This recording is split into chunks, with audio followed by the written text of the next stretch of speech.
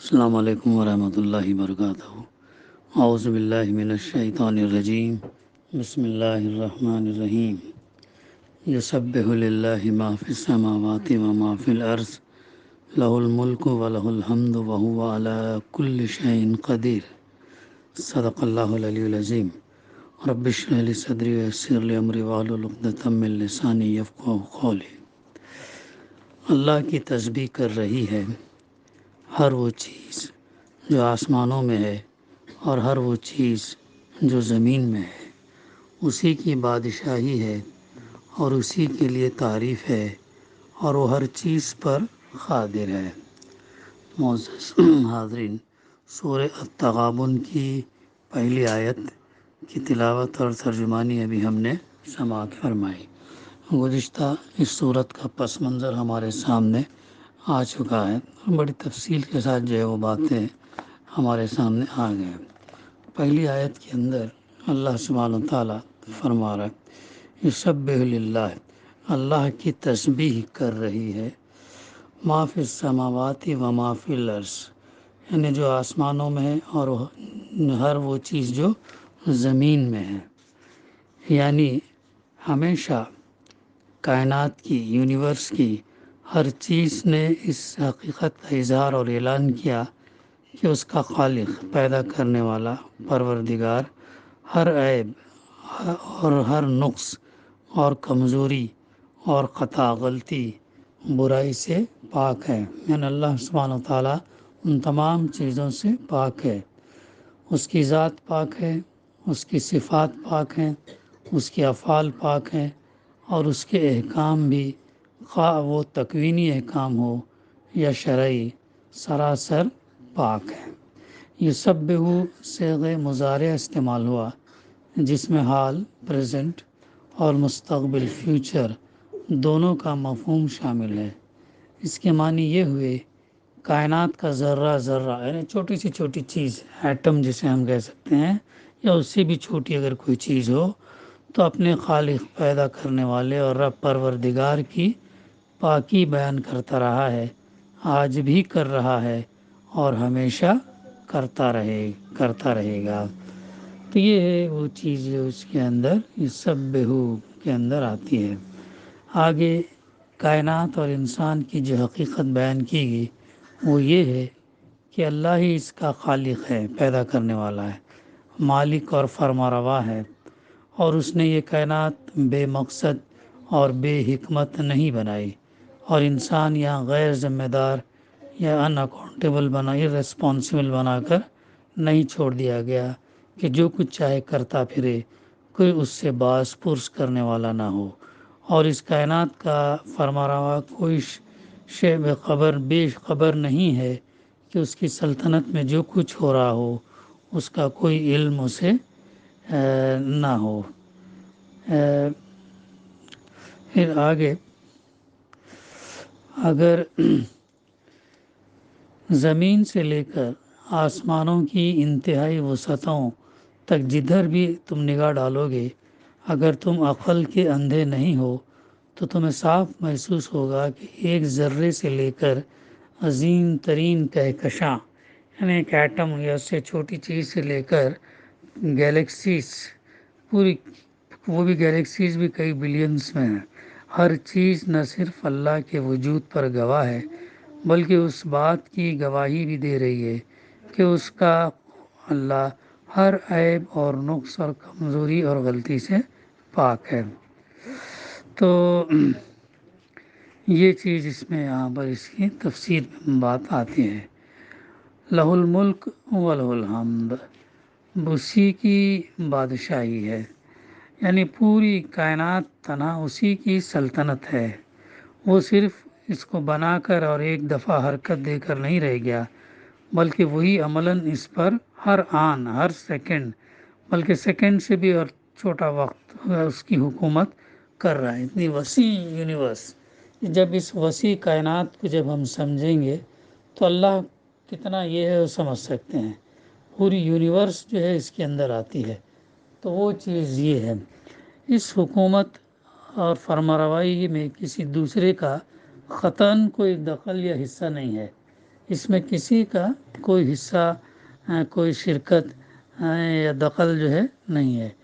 دوسروں کو اگر عارضی طور پر اور محدود پیمانے پر اس کائنات میں کسی جگہ تصرف یا ملکیت یا حکمرانی کے اختیارات حاصل ہیں تو وہ ان کے ذاتی اختیارات نہیں ہیں جو انہیں اپنے زور پر حاصل ہوں، بلکہ وہ اللہ تعالیٰ کے دیے ہوئے ہیں، اللہ تعالیٰ کے عطا کیے ہوئے ہیں۔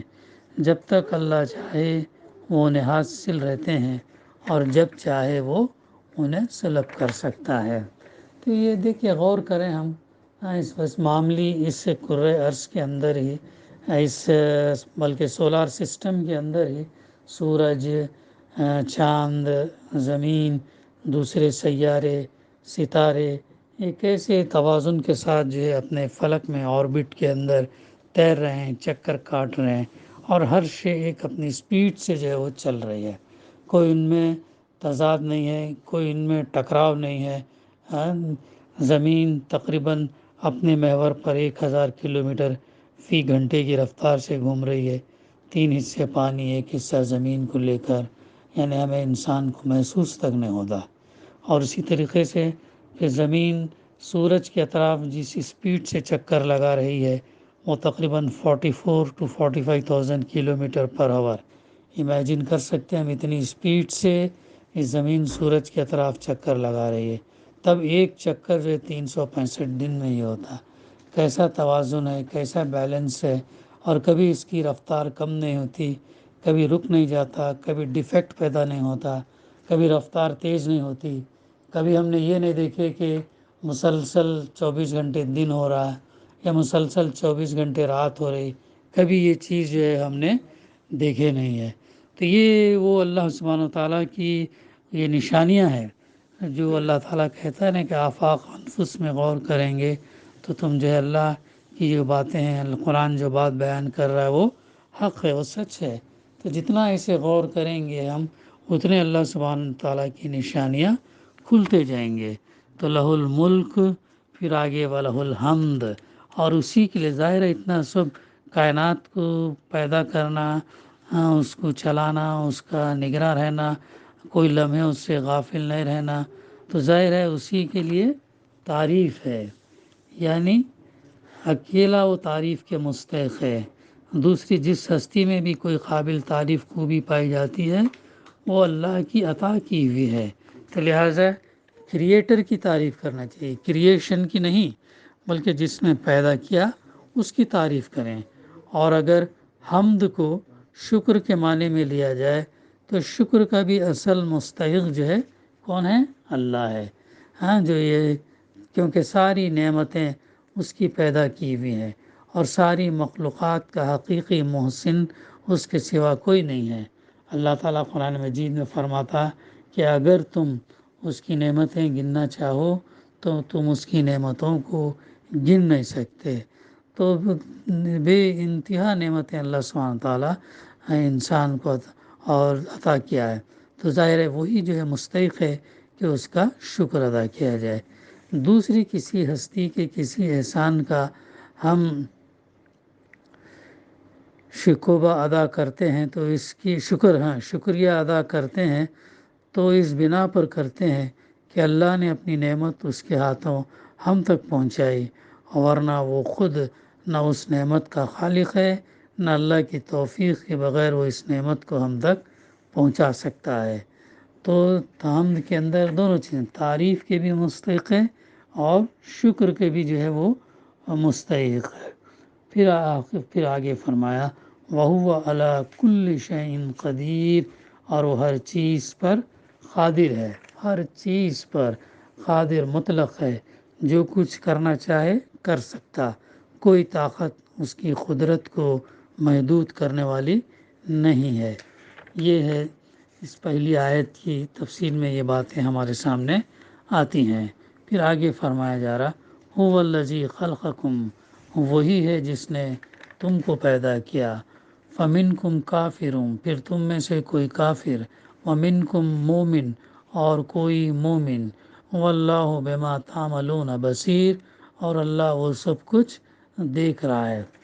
یہاں پہ فرمایا دوسری آیت میں وہی ہے جس نے تم کو پیدا کیا. یعنی انسان کا یہ کہہ رہا ہے، انسان کو اللہ تعالیٰ سورہ علق میں کیا فرماتا ہے، سڑے ہوئے خون کے ہم نے اس سے پیدا، خون کے لوتھڑے سے ہم نے انسان کی تخلیق کی. اللہ تعالیٰ فرماتا ہے جس نے تم کو پیدا کیا، پھر تم میں سے کوئی کافر اور کوئی مومن.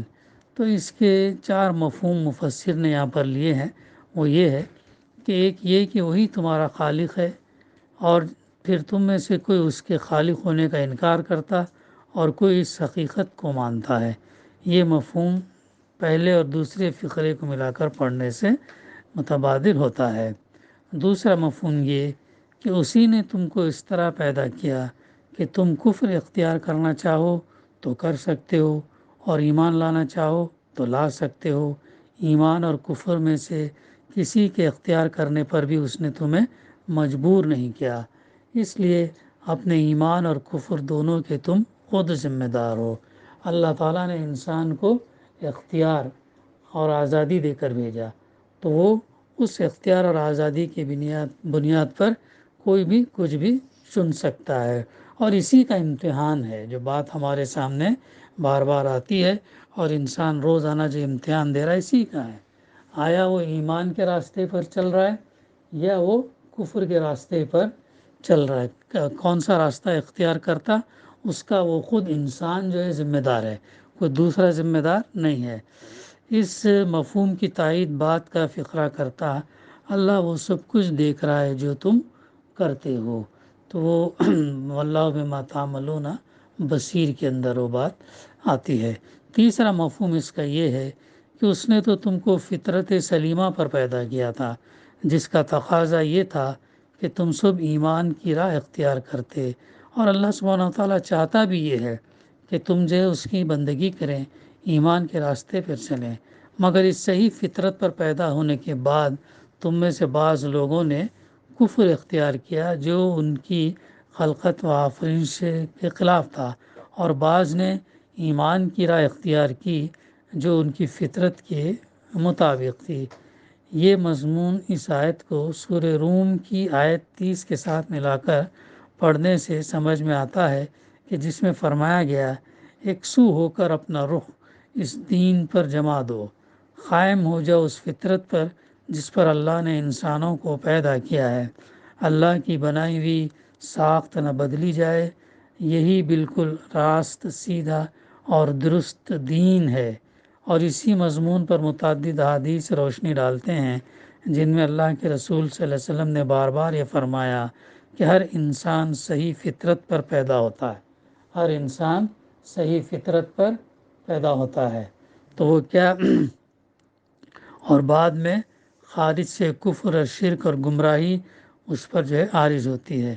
یعنی ہر بچہ جو پیدا ہوتا ہے دین فطرت، دین اسلام پر پیدا ہوتا ہے، لیکن بعد میں اس کے والدین یا اس کا معاشرہ یا اس کا سماج اور اس کا ماحول اس کو جو ہے نصرانی، یہودی یا اسے مجوسی، یہ تمام جو ہے وہ اس کے اندر یہ کرتے ہیں.